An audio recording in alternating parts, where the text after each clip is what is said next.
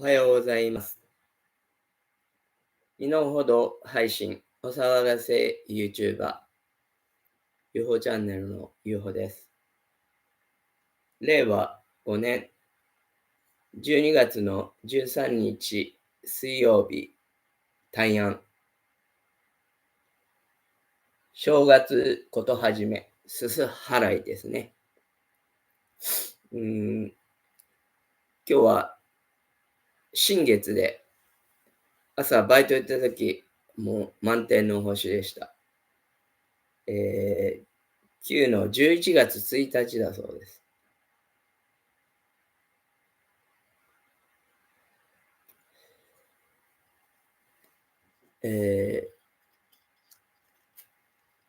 真言のつららとなりて音もなし。西村、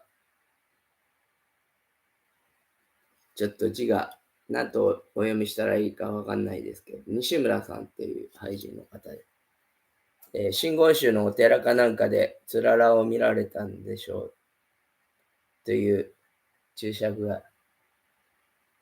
真言宗の密教の真理を伝える言葉だろうと思われます。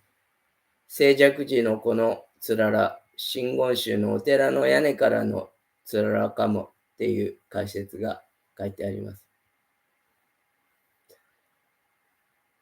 で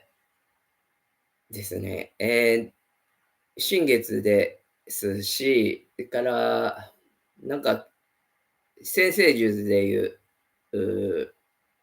水星の逆行が今日から22日、冬至まで始まるそうです。昨日バイト行く前にちょっと見たんですけど、終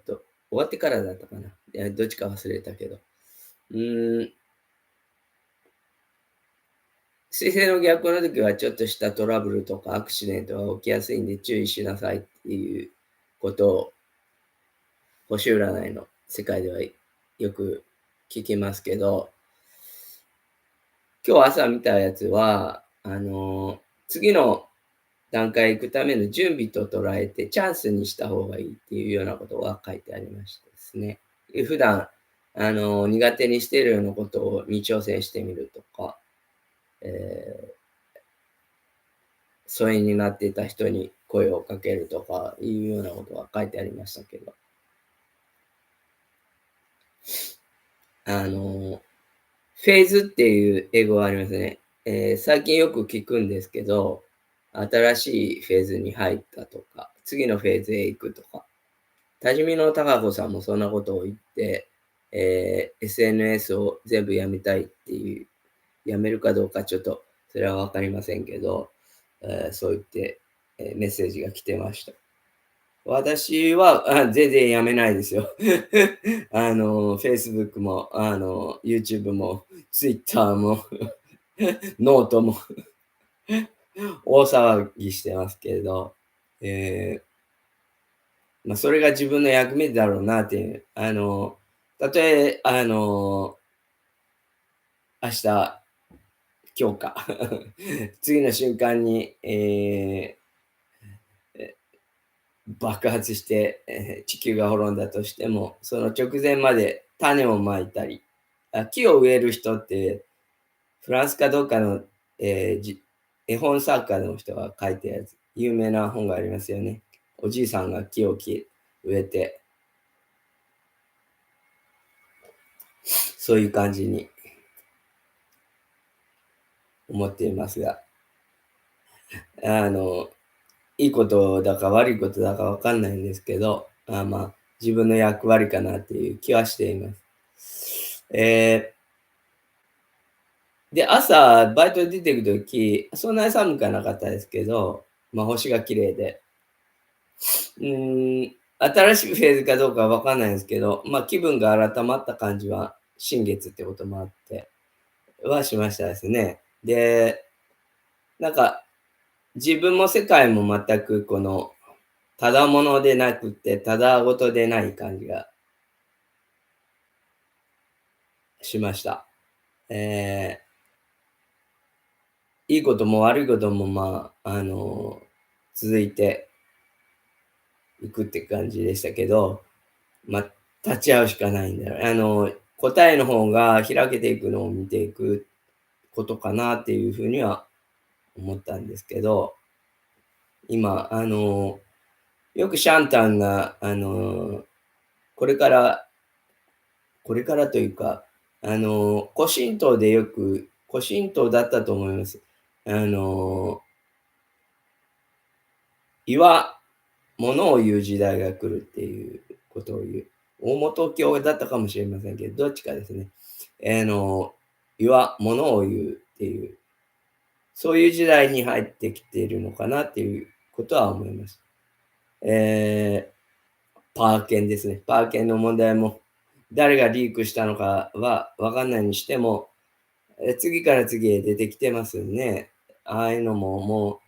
う、自民党の中もひっくり返ってて、私たちにはわからない、メディアでも報道されない、暗闘が繰り広げられているんじゃないかと思いますけど、一寸先は闇の状況にありますけどね。そんなこと、岩がものを語ってるんではないかなっていうことも思います。私のバイト行く家の最後の方で謎エリアっていうのがあるんですけど、そこの、大きな家の玄関先に青い鳥が最近、いまして、ここ1週間ばかりのことなんですけど、極月夜、ここにいたのか、青い鳥っていう句を作りました。今日はちょっと自慢トークさせてください。長くなるかな。簡単なとこからあ、やることリストだんだん減ってきました。皆さんのおかげ、ご協力のおかげで。魔法使いの弟子を書いたんですよ。それを読もうかなと思うんですけど、時間の関係で読めたら読みますね。で、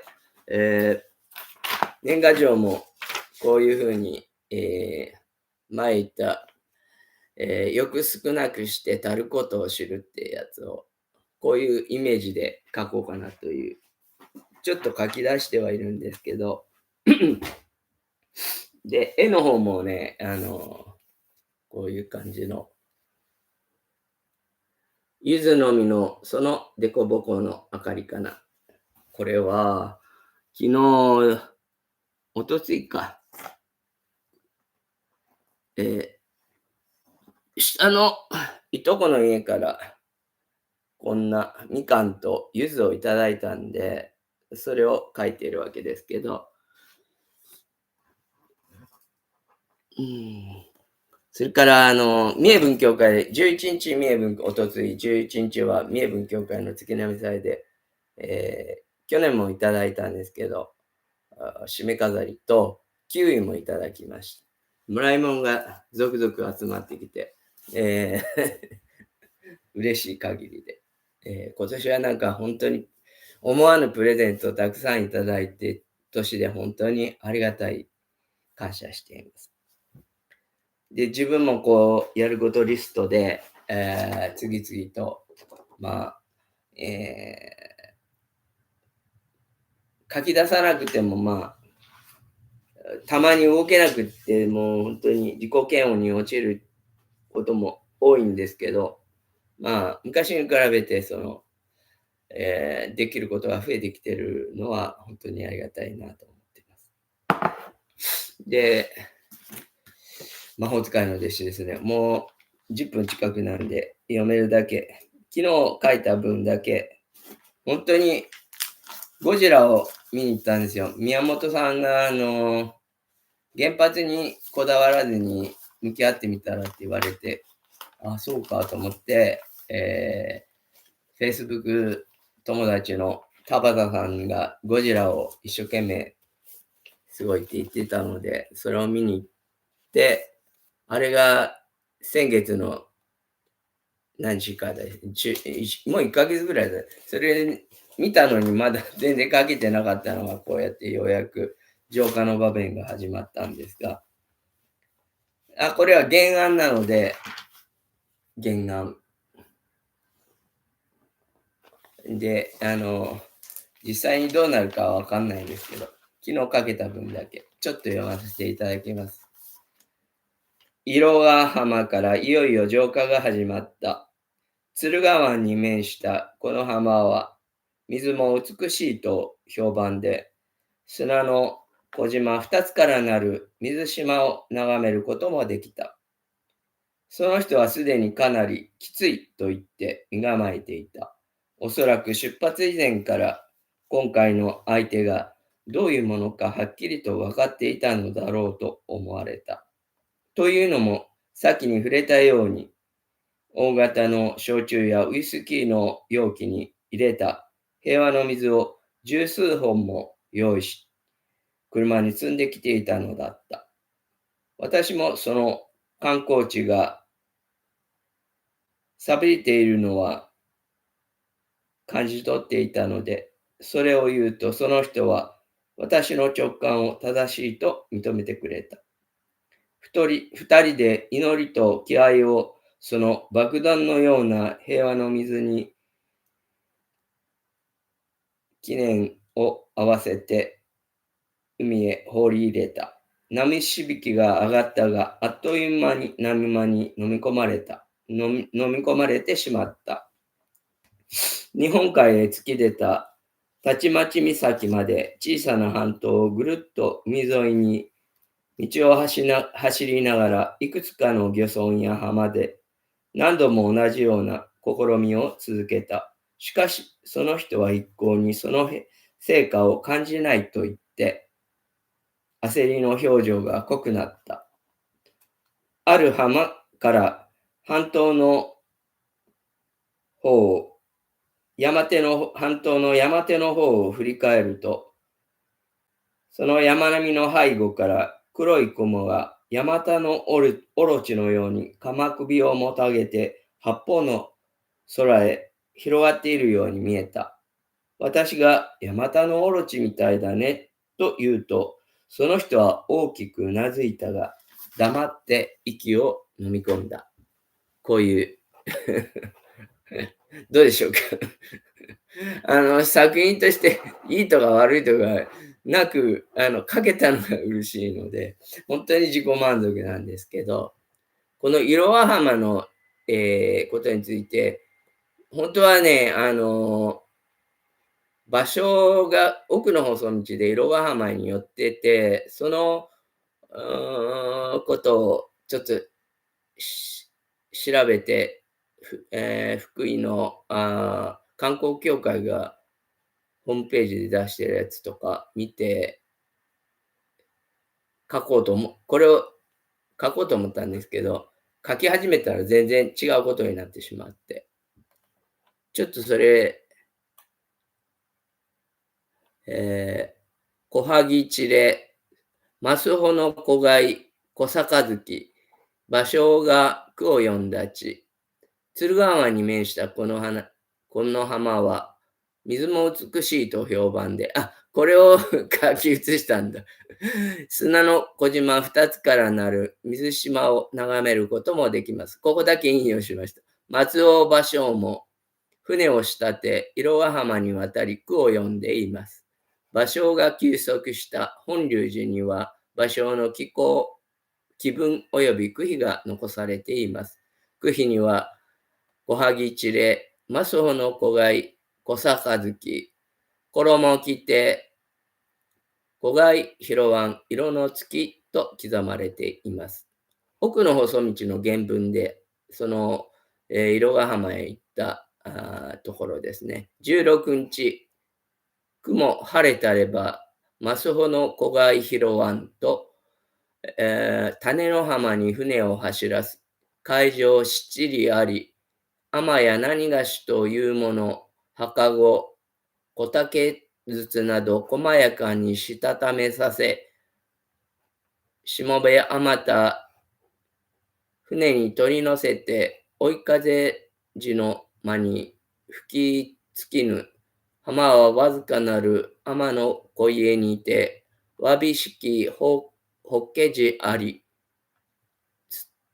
ここに茶を飲む。酒を温めて夕暮れの寂しさ、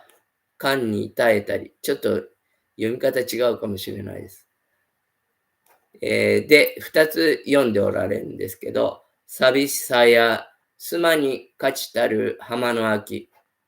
寂しさにもまた質量感がある。色の浜の秋のただ中にいて、その風景な圧倒的な赤涼感に感嘆したく、かつて須磨明石で経験した募集の寂しさがかえって色あせて見えるようだと、色の浜の迫力のあるわびしさを称えたものっていう解説。もう一個、もう一句あります。波の間や湖外に混じる萩の塵。西行が呼んだ潮染るスマホのマスホの湖外。拾うとて、色の浜とは言うにあらな三歌集を踏まえたく、西行ゆかりの色の浜に出て、マスホの湖外を拾おうとして思いがけずも波間に潮を赤く染めて漂う萩の治療を見出した喜びを語った句。こういうことですね。西行は恵那に3年住んでて、亡くなったんですけど、亡くなったって、この辺ではそういう伝承があるんですが、シャンタンは6年いました。恵那で。亡くなったのは富士山のふもとでしたけど、そんなのもなんか縁があるなと感じながら読みました。で、ちょこっとだけ引用したんですね。なかなか自慢トークをしました。皆さんも暮れのお忙しい時間だと思います。お体にインフルエンザとか風邪も流行ってる、コロナもまだまだ流行ってるみたいですので、お気をつけになってください。Have a nice day. Goodbye. UFO チャンネルでした。失礼します。